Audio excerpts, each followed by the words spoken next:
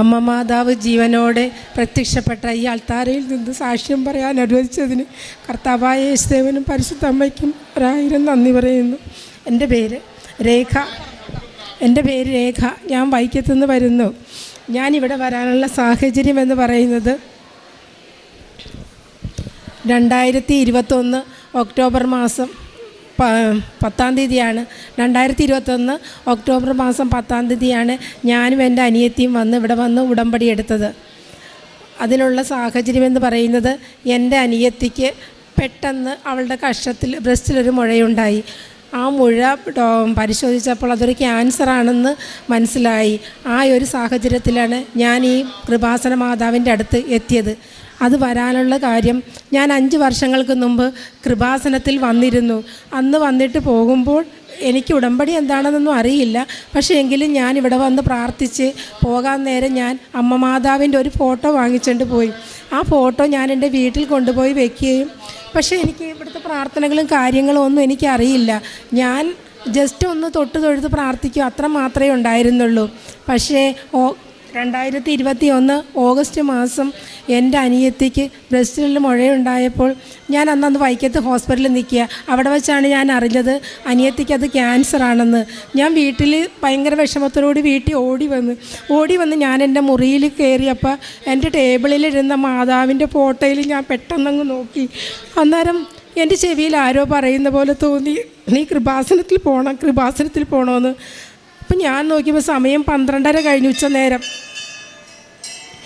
ആ ഉച്ച സമയത്ത് ഞാൻ അമ്മയോട് പറയുമ്പോൾ ഞാൻ കൃപാസനത്തിൽ പോകുക, അനിയത്തിക്ക് ഇങ്ങനെ അസുഖമാണെന്ന് പറഞ്ഞ്, ക്യാൻസർ എന്നൊക്കെ പറയുമ്പോൾ നമ്മൾ ആകെ പേടിച്ചു പോയില്ല. നമുക്ക് ആദ്യമായിട്ട് നമ്മളുടെ കൂടപ്പിറപ്പിന് വരുമ്പോഴുണ്ടാകുന്ന ഒരവസ്ഥ അപ്പോഴെനിക്കത് ഫീൽ ചെയ്ത് ഞാൻ ആ ഉച്ച നേരത്ത് ഓടി അവിടെ നിന്ന് ഞാൻ വൈക്കത്ത് വന്ന് ബസ് കയറി ഇവിടെ എത്തി. ഇവിടെ വന്നപ്പോൾ അറിയുന്നത് കണ്ടെയ്ൻമെൻറ്റ് സോണാണ്, പള്ളിയുടെ വാതിൽ ഗേറ്റ് അടച്ചിട്ടേക്കണ്. എനിക്ക് ഒരുപാട് വിഷമായി. ഞാൻ അമ്മ മാതാവിൻ്റെ ആ ഗേറ്റിൽ നിന്നുകൊണ്ട് പൊട്ടിക്കരഞ്ഞുകൊണ്ട് പറഞ്ഞു, അമ്മേ, ഈ നട്ടുച്ച നേരത്ത് ഞാൻ നിന്നെ കാണാൻ ഇവിടെ വന്നപ്പോൾ എനിക്ക് അമ്മയെ ഒന്ന് കാണാൻ പോലും പറ്റിയില്ലല്ലോ അമ്മേ എന്ന് ഞാൻ ചോദിച്ചു. എൻ്റെ അനിയത്തി ഹോസ്പിറ്റലിൽ ഇരിക്കുക, അവൾക്ക് വേണ്ടിയാണ് ഞാനിവിടെ ഓടിയെത്തി അമ്മയെന്ന് പറഞ്ഞു. അപ്പോൾ കുറച്ച് സമയം കഴിഞ്ഞപ്പോൾ സെക്യൂരിറ്റി വന്ന് ഫോൺ നമ്പർ തന്ന്. ഞാൻ ആ ഫോൺ നമ്പറിൽ വിളിച്ച് പറഞ്ഞു എൻ്റെ അനിയത്തിയെക്കുറിച്ച്, അവളുടെ പ്രാർത്ഥന സഹായം പറഞ്ഞു. അപ്പോൾ ഇവിടെ നിന്ന് പ്രാർത്ഥിച്ച സിസ്റ്റർ പറഞ്ഞ്, നീ ഒന്നുകൊണ്ടും വിഷമിക്കേണ്ട, ഞാനിപ്പോഴും ഒന്നേ പ്രാർത്ഥിച്ചോളൂ, അമ്മേ എൻ്റെ അനിയത്തിക്ക് ബ്രസ്റ്റിൽ എടുക്കരുത്, മുഴ മാത്രം എടുക്കാൻ മതിയെന്നേ ഡോക്ടർ പറയാവുള്ളെന്ന്. അപ്പോൾ അനിയത്തി ഹോസ്പിറ്റലിൽ, ഒരു പ്രൈവറ്റ് ഹോസ്പിറ്റലിൽ OPയിൽ ഇരിക്കുക. ഉച്ചയ്ക്ക് ഒരു 1:30 മണിയോളം ഞാനിവിടെ നിന്ന് പ്രാർത്ഥിച്ച് അതിന് ശേഷം ഞാൻ അനിയത്തി വിളിച്ചപ്പോൾ അനിയത്തി പറഞ്ഞു, മുഴ മാത്രം എടുത്താൽ മതി എന്നാണ് ഡോക്ടർ പറഞ്ഞതെന്ന്. അപ്പം ഞാൻ അമ്മയ്ക്ക് ഒരുപാട് നന്ദി പറഞ്ഞുകൊണ്ട് ഞാൻ ഇവിടുന്ന് പോയി. അതിന് ശേഷം ഞാൻ അനിയത്തിയുമായിട്ട് ഇവിടെ വന്ന് ഉടമ്പടി എടുത്തതിന് ശേഷമുള്ള കാര്യം അനിയത്തി പറയും. അതിന് ശേഷം ഞാൻ എനിക്ക് കിട്ടിയ അനുഭവങ്ങൾ പറയും. അമ്മ മാതാവിനും തിരുകുമാരനും കോടാനുകൂടി നന്ദി പറയുന്നു. എൻ്റെ പേര് മഞ്ജു. ഞാൻ മരടിൽ നിന്ന് വരുന്നു. 2021 സെപ്റ്റംബറിൽ എൻ്റെ ഇടത് ബ്രസ്റ്റിൽ ഒരു മുഴ കണ്ടു. അത് ക്യാൻസറിൻ്റേതാണെന്ന് സ്ഥിരീകരിച്ചു. ഓപ്പറേഷന് ശേഷം ഡോക്ടർ എന്നോട് പറഞ്ഞു, ഒരു 7 മാസത്തെ ലീവ് എടുക്കണം, കീമോ റേഡിയേഷൻ എല്ലാം വേണ്ടി വരുമെന്ന് പറഞ്ഞു. അപ്പോൾ ഞാൻ ഡോക്ടറിൻ്റെ മുന്നിൽ നിന്ന് കരഞ്ഞു. ഞാനൊരു നേഴ്സാണ്, എനിക്ക് ജോലി എടുക്കാതെ എൻ്റെ സാമ്പത്തിക ബുദ്ധിമുട്ടുകൾ എന്ത് ചെയ്യും, സർജറിക്കും കീമോയ്ക്കൊക്കെ വേണ്ട സാമ്പത്തികത്തിന് ഞാൻ എന്ത് ചെയ്യുമെന്ന് ഓർത്ത് ഞാൻ ഡോക്ടറിൻ്റെ മുന്നിൽ നിന്ന് കരഞ്ഞു. ഡോക്ടർ പറഞ്ഞു, ക്യാൻസറിൻ്റെ ട്രീറ്റ്മെൻറ്റിൽ ഒരു കോംപ്രമൈസ് ഇല്ല, ഇത് ചെയ്തേ മതിയാകൂ എന്ന് പറഞ്ഞു. അങ്ങനെ എൻ്റെ സർജറിക്ക് ശേഷം ഞാൻ 2021 ഒക്ടോബറിൽ ഇവിടെ വന്ന് ഉടമ്പടി എടുത്തു. എൻ്റെ ചേച്ചിയാണ് എന്നെ കൊണ്ടുവന്നത്. ഉടമ്പടി എടുത്തു. ഇവിടെ അമ്മ മാതാവിൻ്റെ മുന്നിൽ ഞാൻ കരഞ്ഞ് പ്രാർത്ഥിച്ചു, അമ്മ മാതാവേ, 7 മാസം ഞാൻ വീട്ടിലിരുന്നാൽ ഞാൻ എന്ത് ചെയ്യും? എൻ്റെ കുഞ്ഞിനെ പഠിപ്പിക്കണം, ഹസ്ബൻഡ് ഒരു കൂലിപ്പണിക്കാരനാണ്, ഞാൻ എന്താണ് ചെയ്യേണ്ടതെന്ന് ഇവിടെ കരഞ്ഞു ചോദിച്ചു. ഇവിടെ ഉടമ്പടി എടുത്തു. ഞാൻ പുറത്തേക്ക് ഇറങ്ങിയ സമയത്ത് ഞാനൊരു പ്രൈവറ്റ് ഹോസ്പിറ്റലിലെ നേഴ്സാണ്. എൻ്റെ ഫോണിലേക്ക് എൻ്റെ HODയും എൻ്റെ നേഴ്സിംഗ് സൂപ്രണ്ടും ഒരുപാട് പ്രാവശ്യം വിളിച്ചിട്ടുണ്ട്. ഞാൻ ഫോൺ എടുത്ത് അവരെ തിരിച്ച് വിളിച്ച് ചോദിച്ചു എന്താണ് എന്നെ വിളിച്ചതെന്ന്. അപ്പോൾ അവർ പറഞ്ഞു, നീ ടെൻഷൻ ആവണ്ട, നിൻ്റെ ട്രീറ്റ്മെൻ്റ് എല്ലാം കംപ്ലീറ്റ് ചെയ്തിട്ട് വന്നാൽ മതി. ഹോസ്പിറ്റൽ മാനേജ്മെൻറ്റ് തീരുമാനിച്ചു നിനക്ക് ഫുൾ സാലറിയും തന്നേക്കാമെന്ന്. അങ്ങനെ വിത്ത് ഇൻക്രിമെൻറ്റോട് കൂടി തന്നെ അവരെനിക്ക് സാലറി 7 മാസം തന്നു. അത് അമ്മ മാതാവ് തന്ന ഒരു കൃപയായിട്ടാണ് ഞാൻ കരുതുന്നത്. അതുകൂടാതെ എനിക്ക് എൻ്റെ വലത് കാലിന് ഒരു 2-3 മാസമായിട്ട് വേദനയായിരുന്നു, ഭയങ്കര വേദന. ഞാൻ വർക്ക് ചെയ്യുന്നിടത്ത് ഡോക്ടർമാർ എന്നോട് പറഞ്ഞു, മഞ്ജു നീ പോയി സ്കാൻ ചെയ്യൂ, എന്തെങ്കിലും ഇനി അസുഖത്തിൻ്റെതായ എന്തെങ്കിലും ആണോ എന്നറിയില്ല, നീ പോയി സ്കാൻ ചെയ്യുമെന്ന്. പക്ഷെ ഞാൻ പറഞ്ഞു, എൻ്റെ അമ്മ മാതാവാണ് എൻ്റെ ഡോക്ടർ, എനിക്ക് ഈ തൈലം കൊണ്ട് എൻ്റെ അസുഖം മാറ്റിത്തരുമെന്ന്. ഞാൻ കാല് വലിച്ച് നടന്നിരുന്നത്. പക്ഷേ അമ്മ മാതാവിനോട് ഞാൻ ഈ തൈലം പുരട്ടി പ്രാർത്ഥിച്ചതിൻ്റെ ഫലമായി എനിക്ക് എൻ്റെ കാലിൻ്റെ വേദന പൂർണ്ണമായും മാറിക്കിട്ടി. കൂടാതെ എനിക്ക് IELTS എഴുതണമെന്ന് ഭയങ്കര ആഗ്രഹമായിരുന്നു. ഞാൻ എഴുതി. അമ്മയുടെ കൃപയാൽ ഞാൻ അതിലും പാസ്സായി. ഇതാണ് എനിക്ക് അമ്മ മാതാവ് തന്ന കൃപകൾ. ഈ അമ്മ മാതാവിൻ്റെ അടുത്ത് ഞാൻ ഉടമ്പടി എടുക്കാനും അനിയത്തിക്ക് വേണ്ടി വരുന്നതിന് മുമ്പ് ഞാൻ LLB പഠിച്ചപ്പോൾ എനിക്ക് 56 പേപ്പർ പാസ്സായി. ഞാൻ 5 ഇയർ LLB കോഴ്സാണ് ഗവൺമെൻറ് ലോ കോളേജിൽ പഠിച്ചത്. 56 പേപ്പർ പാസ്സായി കഴിഞ്ഞിട്ട് എനിക്ക് 4 പേപ്പർ കിട്ടുന്നില്ലായിരുന്നു. അപ്പോൾ ഞാൻ എന്ത് ചെയ്യുന്നു? അപ്പോൾ ഒരു ദിവസം ഞാനും എൻ്റെ ഒരു കൂട്ടുകാരിയും കൂടി യൂണിവേഴ്സിറ്റി പോയപ്പോൾ, അവളൊരു ഹിന്ദുവാണ്, ഞാനും ഹിന്ദുവാണ്. അവൾ എന്നോട് പറഞ്ഞു, ചേച്ചി ഞാൻ ഉടമ്പടി എടുത്തതിന് ശേഷമാണ് എൻ്റെ എല്ലാ പേപ്പറും ക്ലിയർ ആയത്, ചേച്ചി പോയി ഒന്ന് ഉടമ്പടി എടുക്കുക. അപ്പോൾ ഞാൻ ചോദിച്ചു, എങ്ങനെയാണ് ഇതൊക്കെ ചെയ്യുന്നത്? അവൾ പറഞ്ഞ്, രാവിലെ നീലത്തിരി കത്തിച്ച് പ്രാർത്ഥിക്കണം, വൈകിട്ട് പച്ചത്തിരി. അപ്പം ഞാൻ അവളോട് പറഞ്ഞ് അതിൻ്റെ പ്രാർത്ഥനയുണ്ടെന്ന് പറഞ്ഞു. ഞാൻ എനിക്കിതൊന്നും പറ്റില്ല, എന്നെ അമ്മ മാതാവ് വിളിക്കുന്ന ഒരു ദിവസമുണ്ട്, അന്ന് ഞാൻ പോയി ഉടമ്പടി എടുത്തോളാന്ന്. പിന്നീടാണ് എനിക്ക് മനസ്സിലായത്, എൻ്റെ അനിയത്തിക്കൊരു സഹനം വന്നപ്പോൾ ഇവിടെ എന്നെ ഓടിയെത്താനായിട്ട് എൻ്റെ അമ്മ മാതാവ് എന്നെ വിളിച്ചു. അങ്ങനെ ഞാൻ വന്നതിൻ്റെ ഫലമായിട്ട് എനിക്കതറിയാം, എൻ്റെ അനിയത്തിക്ക് ഇങ്ങനെ ഒരു അസുഖം വരാനുള്ള കാര്യം എൻ്റെ വീട്ടിലുണ്ടായിരുന്ന ഈ കൃപാസന മാതാവിന് ഞാനൊരു പ്രാധാന്യം കൊടുത്തില്ല, എനിക്കൊന്നും അറിയില്ലായിരുന്നു. പക്ഷേ എൻ്റെ ഒരു അനിയത്തിക്ക് അസുഖം വന്നപ്പോൾ ഞാനിവിടെ ഓടിയെത്തിയതിൻ്റെ ഫലമായിട്ട് എനിക്ക് കിട്ടിയ അനുഗ്രഹങ്ങൾ ഫലമായി എൻ്റെ നാട്ടിൽ ആകെ തൊട്ടടുത്ത് 2 പേര് മാത്രമേ ഉടമ്പടി എടുത്തിട്ടായിരുന്നു. ഇപ്പം അനേകം പേര് ഉടമ്പടി എടുത്തു. അനിയത്തിയുടെ ഹോസ്പിറ്റലിലാകട്ടെ, എൻ്റെ വീടിനടുത്താകട്ടെ, ഒത്തിരി ആൾക്കാർ ഉടമ്പടി വന്ന് ഇവിടെ എടുത്തു. അപ്പോൾ എനിക്ക് മനസ്സിലായി, എൻ്റെ അനിയത്തിക്ക് ഒരു അസുഖം വന്നത് അമ്മ മാതാവിനെ ഞങ്ങളെ കൊണ്ടൊരു നിയോഗം ഉണ്ടായിരുന്നു. അമ്മ മാതാവിനെയും കർത്താവിനെയും കുറിച്ച് മറ്റുള്ളവരെ അറിയിച്ചു കൊടുക്കാൻ വേണ്ടി എൻ്റെ അനിയത്തിക്ക് ഒരു അസുഖം വന്ന് അത് ഞാനിവിടെ വരികയും ഇങ്ങനെയൊക്കെ ഞങ്ങൾക്ക് നടത്തി തന്ന അമ്മ മാതാവാണ്. ഈ 4 പേപ്പർ കിട്ടാനുണ്ടായിരുന്നപ്പോൾ ഞാൻ അമ്മയോട് പറഞ്ഞു, അമ്മേ ഈ 4 പേപ്പറും കൂടി പാസ്സായാലല്ലേ എനിക്കിപ്പോൾ ഒരു അഡ്വക്കേറ്റ് ആകാൻ പറ്റുള്ളൂ, അതിന് അമ്മ തന്നെ ചെയ്തു തരണം. വീട്ടിലെ ജോലിയും കാര്യങ്ങളൊന്നും നമുക്ക് പഠിത്തമൊന്നും അത്ര നടക്കില്ല. എങ്കിലും ഞാൻ ഫീസ് അടച്ച് പരീക്ഷ എഴുതാൻ പോയി. പരീക്ഷ എഴുതാതിരുന്നപ്പം ആദ്യത്തെ ദിവസം എക്സാം എഴുതി. അപ്പോൾ ഞാൻ പറഞ്ഞു, അമ്മേ എല്ലാവരും എക്സാം എഴുതാൻ വരുമ്പോൾ അച്ഛനെ കണ്ട് അനുഗ്രഹം വാങ്ങിക്കും, ഇവിടെ വന്ന് ഹോൾ ടിക്കറ്റ് കാണിക്കും, എനിക്കും ഒന്നും അങ്ങനെ ചെയ്യാൻ പറ്റണേ അമ്മേ. അപ്പോൾ ഞാൻ എക്സാമിന് പോയി. ആദ്യത്തെ ദിവസം എക്സാം എഴുതി, പിന്നെ പിറ്റേന്നില്ല, 3ാമത്തെ ദിവസമുള്ളൂ. അപ്പോൾ പിറ്റേ ദിവസം പേപ്പറെ കണ്ടേ ഗവൺമെൻറ് ലോ കോളേജിലെ എല്ലാ എക്സാമുകളും മാറ്റി അടുത്ത മാസത്തെ. അപ്പോൾ ഞാൻ പറഞ്ഞു, അമ്മ മാതാവ് എനിക്കിവിടെ വരാൻ വേണ്ടി തന്നൊരു അനുഗ്രഹമാണ്. ഞാനിവിടെ ഓടി വന്ന് അച്ഛനെ കണ്ട് അനുഗ്രഹം വാങ്ങിച്ച് അച്ഛൻ എനിക്ക് ഹോൾ ടിക്കറ്റ് പ്രാർത്ഥിച്ച് തന്ന് ഒരു ഉടമ്പടി ലോക്കറ്റും തന്ന്, ഒരു ലോക്കറ്റും തന്ന്, ഉടമ്പടി ലോക്കറ്റും അച്ഛൻ തന്ന ലോക്കറ്റുമായിട്ട് ഞാൻ എക്സാം ഹാളിൽ കയറി. ക്വസ്റ്റ്യൻ പേപ്പർ കണ്ടപ്പോൾ ഭയങ്കര ടഫ്, IPSCയുടെ പരീക്ഷ, എനിക്കൊന്നും അറിയാൻ പറ്റില്ല. ഞാൻ അപ്പം അമ്മയും ഉടമ്പടി ലോക്കറ്റ് എടുത്ത് വെച്ച് വിശ്വാസ പ്രമാണം ചൊല്ലിയിട്ട് ഞാൻ ചോദിച്ചു, അമ്മേ എനിക്കൊന്നും അറിയാൻ പറ്റുന്നില്ല. അമ്മയുടെ ഉടമ്പടി ലോക്കറ്റ് കൈ പിടിച്ചുകൊണ്ടാണ് ഞാൻ യൂണിവേഴ്സിറ്റി ചെന്ന് എക്സാമിന് സാങ്ഷനൊക്കെ വാങ്ങിച്ചത്. അപ്പോൾ എന്താ അമ്മ ഇങ്ങനെ? എല്ലാവരും പറയേലേ പഠിച്ചാലേ ജയിക്കുള്ളൂ, നീ ഉടമ്പടി എടുത്തിട്ടൊന്നും കാര്യമില്ലെന്ന്. പക്ഷേ എൻ്റെ ഉള്ളിലൊരു വിശ്വാസമുണ്ട്, എൻ്റെ അമ്മ മാതാവ് എന്നെ കൈപിടിച്ചുയർത്തുമെന്ന്. ബൈബിൾ എപ്പോഴും എടുക്കുമ്പോഴേ എനിക്ക് കിട്ടുന്ന വചനങ്ങളെല്ലാം നിന്നെ മറ്റുള്ളവരുടെ മുൻപിൽ ഞാൻ നാണം കെടുത്താൻ നിന്നെ ഞാൻ ഉയർത്തുമെന്നുള്ള വചനങ്ങളാണ് കിട്ടിക്കുന്നത്. അപ്പോൾ എനിക്ക് മനസ്സിലായി കേട്ടു. എക്സാം എഴുതി ഞാൻ IPSCയുടെ ക്വസ്റ്റ്യൻ ആദ്യം എനിക്കറിയാവുന്നൊരു ക്വസ്റ്റ്യൻ ഞാൻ വെച്ച് എഴുതി. പിന്നെ എനിക്കറിയില്ല, എൻ്റെ കൈകൾ പിടിച്ചുകൊണ്ട് ആരോ പോകുന്ന പോലെ.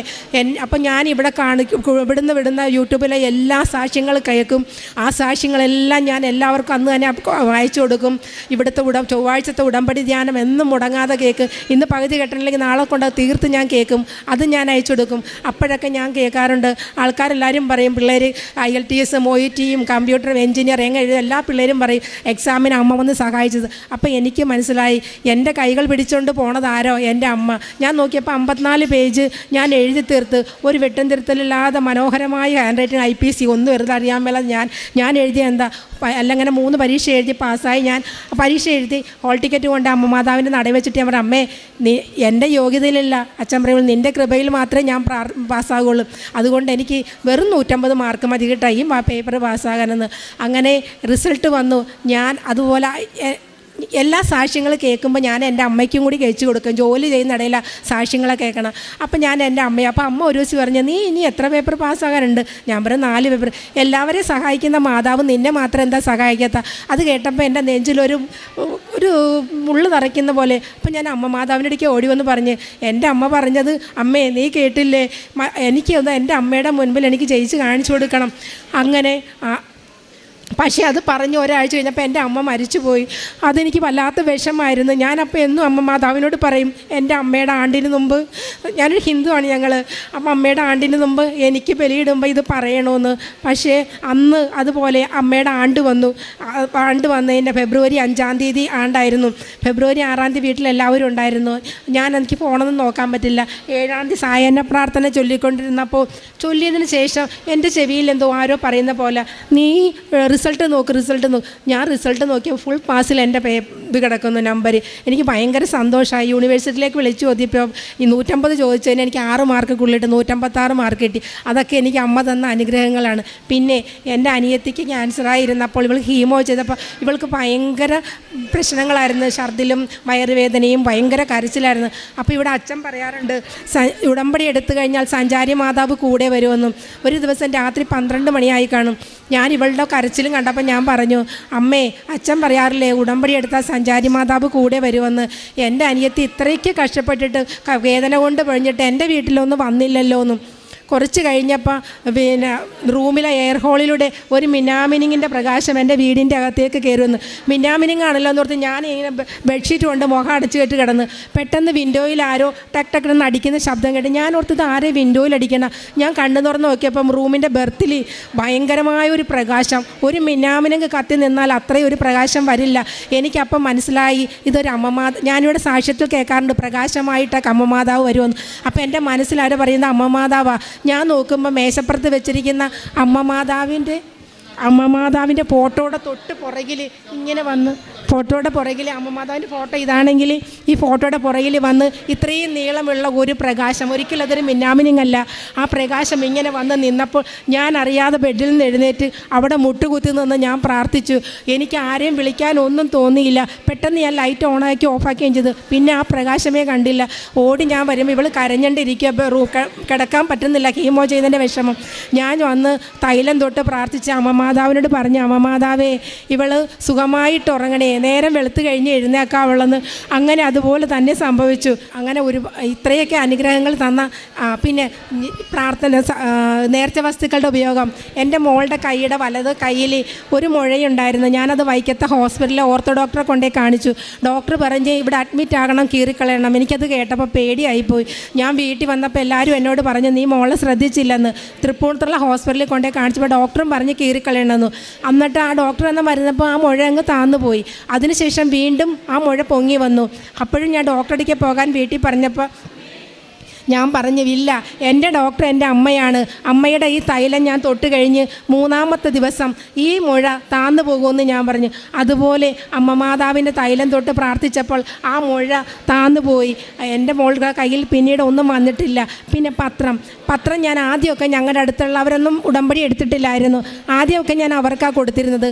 പിന്നീട് ഞാൻ സർക്കാർ ആശുപത്രി വൈക്കത്ത് കൊണ്ടുപോയി. ഞാൻ പോകാൻ നേരത്തെ അമ്മയോട് പറയും അമ്മേ പത്രം കൊടുക്കാൻ പോകുക, അമ്മ എൻ്റെ കൂടെ വരണം കേട്ടോ എന്ന് പറയും. അങ്ങനെ ഞാൻ പത്രവും കൊണ്ട് ഗവൺമെൻറ് ഹോസ്പിറ്റലിൽ പോയി എല്ലാവർക്കും ഞാൻ പത്രം കൊടുക്കും. അപ്പോൾ ചിലപ്പോൾ ദിവസം തൈലവും കൊണ്ടുപോകും. എന്നിട്ട് തൊട്ട് പ്രാർത്ഥിച്ച് എനിക്ക് കിട്ടിയ അനുഭവങ്ങൾ മറ്റുള്ളവരോട് പറഞ്ഞുകൊണ്ട് ഞാൻ ആ പത്രങ്ങളെല്ലാം മിനിറ്റുകൾക്കുള്ളിൽ കൊടുത്തിട്ട് തിരിച്ചു പോരാറുണ്ടായിരുന്നുള്ളൂ. അതിനുശേഷം ഉപ്പ് എൻ്റെ ചേട്ടൻ്റെ വീട്ടിലെ റംബുട്ടാൻ മരത്തെ നിറയെ കാട്ടുകടന്നൽ കൂടിയെന്ന് ഇതിനെ കളയാൻ ഒരു നിവർത്തിയില്ല. അപ്പോൾ ചേച്ചി ഉടമ്പടി എടുത്തതാണ്. ഞാൻ ചേച്ചീനോട് പറഞ്ഞു, ചേച്ചി അച്ഛൻ പറയാറുണ്ട് നിങ്ങളുടെ വീട്ടിൽ എന്തെങ്കിലും പ്രാണികളുടെ ശല്യമോ പാമ്പിൻ്റെ ശല്യമൊക്കെ വരുമ്പോൾ ഈ ഉപ്പിട്ട് പ്രാർത്ഥിച്ച് വിശ്വാസപ്രമാണം ചൊല്ലിയാൽ മതിയല്ലോ എന്ന് ഞാൻ ചേച്ചിയോട് പറഞ്ഞപ്പോൾ ചേച്ചി അത് ചിരിച്ച്. പിന്നെ ചേച്ചി 3 ദിവസം അടുപ്പിച്ച് ആ റംബുട്ടാൻ്റെ ചുറ്റിനും ഉപ്പിട്ട് വിശ്വാസപ്രമാണം ചൊല്ലി. അത് കഴിഞ്ഞ് ഞാൻ അവിടെ പോയ പാലെടുത്തുകൊണ്ട് വരണം, ചേട്ടൻ അവിടെ കൊണ്ട് പാൽ വെക്കും. ആ പാലെടുക്കാൻ ചെന്നപ്പോൾ ഞാനൊരു ദിവസം എൻ്റെ വീട്ടിൽ നിന്ന് ഉപ്പെടുത്ത് കൊണ്ടുപോയി ഞാൻ എടുത്തിട്ട് പ്രാർത്ഥിച്ച്. 2-3 ദിവസം കഴിഞ്ഞപ്പോൾ ഞാൻ എൻ്റെ മനസ്സിൽ തോന്നി, പെട്ടെന്ന് എൻ്റെ മനസ്സിലേക്ക് ഒരു സ്ട്രൈക്ക് ചെയ്ത് അവിടുത്തെ വീട്ടിലെ റംബുട്ടാൻ മരത്തിലെ തേനീച്ച ഈ കടന്നലിനെ കുറിച്ച്. ഞാൻ അവിടെ ചെന്ന് നോക്കി. അന്നേരം ഞാനിങ്ങനെ പറഞ്ഞു, ആൾക്കാർ ഞങ്ങളെ കളിയാക്കിയില്ലേ ഉപ്പൊക്കെ ഇട്ടിട്ട് പ്രാർത്ഥിച്ചിട്ടൊന്നും കടന്നൽ പോയില്ല എന്ന്. അപ്പോൾ ചേച്ചി കുറച്ച് നേരം കഴിഞ്ഞ് ഞാൻ വീട്ടിൽ വന്നാൽ വിളിച്ച് പറയേ ആ റംബുട്ടാൻ മരത്തേൽ കടന്നലുകളൊന്നുമില്ലെന്ന്. അതൊരു സാക്ഷ്യം. പിന്നെ എൻ്റെ വീടിൻ്റെ ടെറസിൻ്റെ മുകളിൽ നിറയെ തെങ്ങയിന്ന് ഈ ചൊറിയം പുഴു വന്ന് വീണ് അതിൻ്റെ കാഷ്ടങ്ങൾ നിറച്ച് കിടക്കുമായിരുന്നു. അപ്പം ഞാൻ എന്ത് ചെയ്ത്, അച്ഛൻ ഇത് പോയത് കടന്നൽ പോയെങ്കിൽ ചൊറിയം പുഴുവിന് പോകുമല്ലോ. ഞാൻ എന്ത് ചെയ്യുന്ന തെങ്ങിൻ്റെ ചോട്ടിൽ ഈ ഉപ്പിട്ട് ഞാൻ പ്രാർത്ഥിച്ച് 3 ദിവസം കഴിഞ്ഞ് ഇന്ന് വരെ എൻ്റെ ടെറസിൻ്റെ മുകളിൽ ചൊറിയമ്പുഴിൻ്റെ കാഷ്ടമില്ല, തെങ്ങിലുമില്ല. പിന്നെ ഇത്രയൊക്കെയാണ് അനുഗ്രഹങ്ങൾ തന്ന എൻ്റെ അമ്മ മാതാവിനും കർത്താവിനും 100,000 നന്ദി പറഞ്ഞുകൊണ്ട് ഞങ്ങളുടെ സാക്ഷ്യങ്ങൾ നിർത്തുന്നു.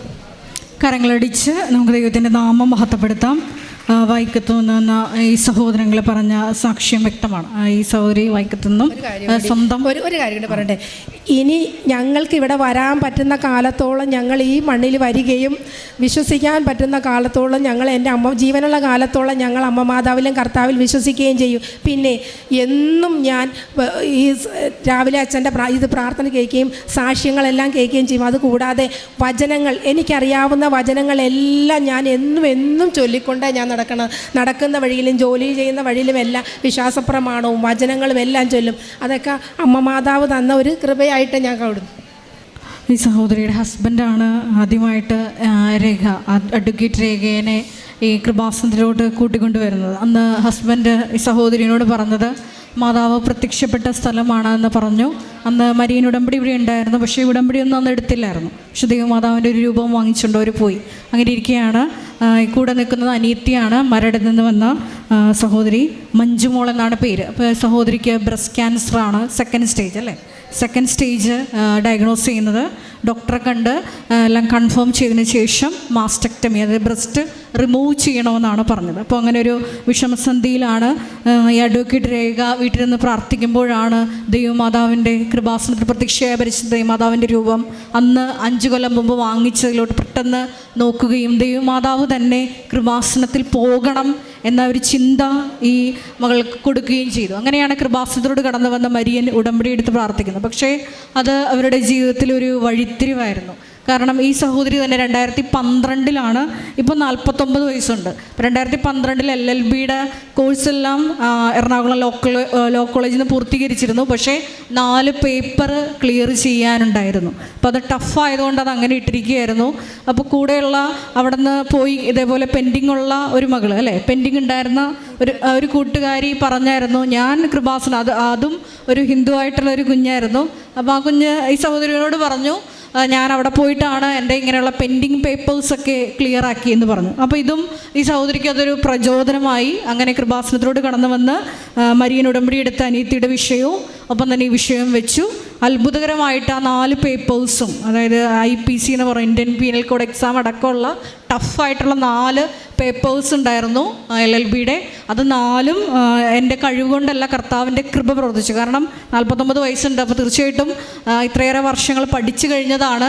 പക്ഷേ അന്ന് നമുക്കറിയാം മരിയൻ ഉടമ്പടിയുടെ വലിയൊരു പ്രത്യേകത എന്ന് പറയുന്നത് ദൈവമാതാവിൻ്റെ വലിയ സാന്നിധ്യം നമ്മുടെ കൂടെ വരും. അപ്പോൾ നമ്മുടെ മെറിറ്റിനപ്പുറത്ത് കർത്താവിൻ്റെ കൃപ പ്രവർത്തിച്ചത്. അതൊപ്പം തന്നെ ബഹുമാനപ്പെട്ട VP ജോസഫ് അച്ഛനെ ഈ LLBയുടെ 4 പേപ്പർ പെൻഡിങ് തീർക്കാനുണ്ടായിരുന്നത്, അത് എക്സാമിന് മുമ്പ് ഹോൾ ടിക്കറ്റ് വെഞ്ചരിച്ച് ബഹുമാനപ്പെട്ട VP ജോസഫ് അച്ഛൻ കൊടുത്തുവിട്ട ചെറിയ കാശുരൂപം, അത് ഉടമ്പടി കാശുരൂപത്തിൻ്റെ ഒപ്പം കൊണ്ടുപോയാണ് പ്രാർത്ഥിച്ചത്. അപ്പോൾ ദൈവമാതാവ് ആ എക്സാമിനുടനീളം സഹോദരിയെ ഗൈഡ് ചെയ്തു എന്ന് പറഞ്ഞു. എക്സാം റിസൾട്ട് വന്നപ്പോൾ ആ വേണ്ട മാർക്ക് കിട്ടി, പാസ്സായി. ഒപ്പം തന്നെ ഈ സഹോദരിയുടെ വിഷയം എന്ന് പറയുമ്പോൾ ബ്രസ്റ്റ് ക്യാൻസറിൻ്റെ വിഷയം പറഞ്ഞു. അപ്പോൾ ആ സഹോദരി തന്നെ നമ്മളോട് പറഞ്ഞു, എൻ്റെ ഹസ്ബൻഡ് കൂലിപ്പണിക്കാരനാണ്, ഈ മാസ്റ്റക്ടമിയൊക്കെ ചെയ്ത് റെസ്റ്റ് എല്ലാം എടുത്ത് ചെയ്യുമ്പോൾ 6-7 മാസം പോകും. അപ്പോൾ കുടുംബത്തിൽ ഒരു വരുമാന മാർഗം ഇല്ല. അപ്പോൾ എങ്ങനെ മുമ്പോട്ട് പോകുമെന്നുള്ള വിഷമത്തോടു കൂടിയിട്ടാണ് ആ സഹോദരിയും പിന്നീട് വന്ന് കൃപാസനത്തിൽ തീർത്ഥാടക ഉടമ്പടി എടുത്തു. പക്ഷേ ദൈവമാതാവ് വലിയ അത്ഭുതം ചെയ്തു. ആ മുഴ മാത്രം എടുത്ത് മാറ്റിയാൽ മതിയെന്ന് ഡോക്ടർ പറയുക മാത്രമല്ല, പിന്നീടുള്ള എല്ലാ ടെസ്റ്റിലും ക്യാൻസറിൻ്റെ എല്ലാ ടെസ്റ്റുകളും നെഗറ്റീവായി നമ്മുടെ മുമ്പിൽ നിൽക്കുന്നുണ്ട്. പൂർണ്ണ ആരോഗ്യവതിയായിട്ടാണ്. പ്രൊഫഷണൽ നേഴ്സായതുകൊണ്ട് തന്നെ അവർക്കറിയാം എന്തൊക്കെ കാര്യങ്ങളാണ് ഇതുമായിട്ട് ബന്ധപ്പെട്ട് ഉണ്ടാവുന്നത്. അപ്പോൾ ഇപ്പോൾ യാതൊരു ആരോഗ്യ പ്രശ്നങ്ങളുമില്ലാതെ പൂർണ്ണ ആരോഗ്യവതിയായിട്ടാണ് ഇരിക്കുന്നത്. അതുമാത്രമല്ല, പരിശുദ്ധ ദൈവമാതാവിൻ്റെ വലിയ സാന്നിധ്യം ഈ സർജറി കഴിഞ്ഞ സമയത്തൊക്കെ, പെയിൻ ഉണ്ടായ സമയത്ത് എല്ലാം ഒരു പ്രകാശമായി അനുഭവിക്കാൻ പറ്റി എന്നും പറഞ്ഞു. കാര്യം കൂടി എനിക്ക് പറയാനുണ്ട്. ഈ 4 പേപ്പറിൽ 3 പേപ്പർ ഞാൻ എഴുതിയുള്ളൂ. 4ാമത്തെ ഒരു പേപ്പർ എന്ന് പറഞ്ഞാൽ ഇൻ്റർപ്രിട്ടേഷൻ സ്റ്റാറ്റ്യൂട്ട് 10ാം സെമസ്റ്ററിൻ്റെ പരീക്ഷയായിരുന്നു. അപ്പോൾ എനിക്ക് 4 എണ്ണം, അപ്പോൾ ഈ ഒരു പേപ്പർ എനിക്ക് അത് തോറ്റിരിക്കുമല്ലേ, അപ്പോൾ അതിന് എക്സാം ഇല്ല. ഞാൻ നോക്കിയപ്പോൾ എനിക്ക് 5 മാർക്കിനാണ് ഞാൻ തോറ്റുപോയത്. അപ്പോൾ ഞാൻ അമ്മ മാതാവിനോട് ചോദിച്ചു, അത് കഴിഞ്ഞില്ല, അമ്മ മാതാവിനോട് ഞാനിങ്ങനെ ചോദിച്ചു, അമ്മേ 59 പേപ്പർ ഞാൻ പാസ്സായി, ഒരു പേപ്പറിൽ എനിക്കുള്ളത്, അതിനെനിക്കൊരു വഴി കാണിച്ച് ഞാൻ എന്ത് ചെയ്യുമെന്ന് ചോദിച്ചു. അപ്പോൾ ഞങ്ങളുടെ സമയം കഴിഞ്ഞ എക്സാമിന് ഞങ്ങളുടെ 3 ചാൻസ് കഴിഞ്ഞു, ഇനിയില്ല, കുറേ പിള്ളേർ പുറത്ത് സ്പെഷ്യൽ മേഴ്സിക്ക് കാത്തു നിൽക്കുക. അപ്പം ഞാൻ ഈ 59 പേപ്പർ പാസ്സായ ഞാൻ ഒരു പേപ്പർ എനിക്ക് കിട്ടിയിട്ടില്ല. അപ്പം ഞാൻ എന്ത് ചെയ്യുമെന്നറിയാൻ വേണ്ടി എൻ്റെ മാർക്ക് ലിസ്റ്റിൻ്റെ ഫയലെടുത്ത് നോക്കിയപ്പം അമ്മയെ വിളിച്ചുകൊണ്ട് ഞാൻ അങ്ങനെ നോക്കിയപ്പോൾ എനിക്ക് കിട്ടിയത് തന്നെ 45 മാർക്ക് കിട്ടിയ സ്റ്റാറ്റ്യൂട്ടിൻ്റെ ഒരു പേപ്പർ മാർക്ക് ലിസ്റ്റ്. ഞാൻ അന്തിച്ചു പോയി, ഒരിക്കലും ഞാനത് കണ്ടിട്ടില്ല.